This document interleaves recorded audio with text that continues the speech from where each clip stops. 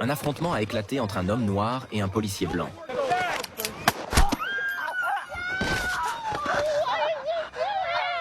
Le policier, qui venait tout juste d'entrer dans la profession, était complètement paniqué. Malgré cela, le policier blanc s'est avancé pour fouiller minutieusement l'homme noir. Puis, avec assurance, il lui a passé les menottes. Au moment où les policiers s'apprêtaient à le conduire vers la voiture de patrouille, ils ont constaté que l'homme noir ne respirait déjà plus. Sa femme et sa fille ont assisté à toute la scène. L'affaire a rapidement été révélée par les médias. Cependant, comme l'homme noir avait sorti son téléphone, ce qui a été considéré comme une menace pour les policiers, le policier blanc a été remis en liberté sans être poursuivi dès le lendemain. Comprenant que la justice ne lui rendrait pas réparation, le frère de la victime s'est rendu devant le tribunal. Il a décidé de venger lui-même son frère.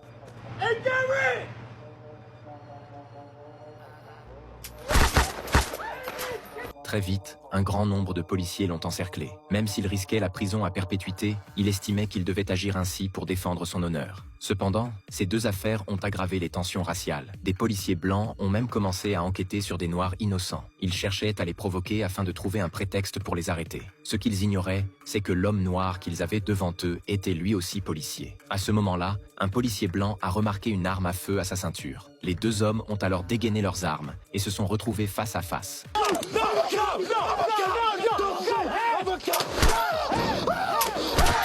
Contre toute attente, le policier blanc a ouvert le feu le premier. Se sentant menacé, le policier noir a immédiatement riposté.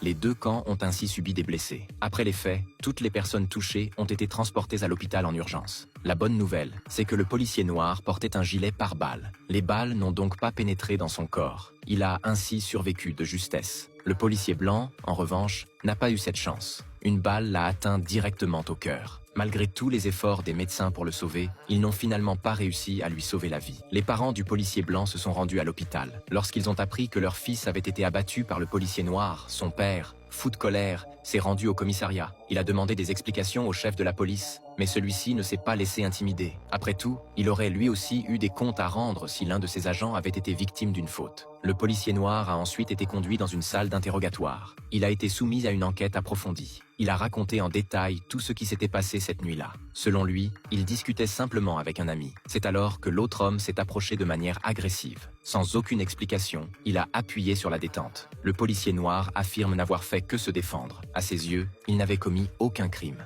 Une fois son témoignage recueilli, les enquêteurs ont interrogé un autre policier blanc. Mais sa version des faits était totalement différente. Non seulement il a déformé la réalité, mais il a également affirmé que c'était le policier noir qui les avait provoqués. Selon lui, il s'était simplement approché pour lui demander des explications. Il a ensuite déclaré que l'homme noir avait profité de la situation pour tirer sur son collègue. Le policier blanc a rejeté toute la responsabilité sur le policier noir. Face à ces témoignages contradictoires, les enquêteurs ont compris que la version du policier blanc manquait de crédibilité. Avant même que toute la vérité ne soit établie, le policier noir a été suspendu de ses fonctions sans raison valable. Il était convaincu que cette injustice était liée à la couleur de sa peau. Et il pensait qu'au final, le policier blanc aurait lui aussi été déclaré innocent.